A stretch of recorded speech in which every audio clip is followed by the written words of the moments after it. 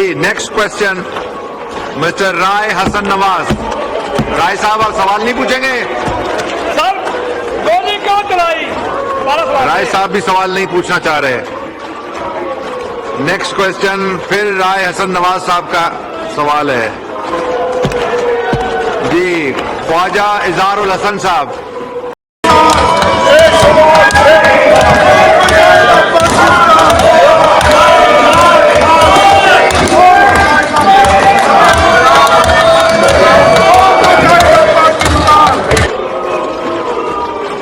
Ji next question mister Rai Hasan Nawaz.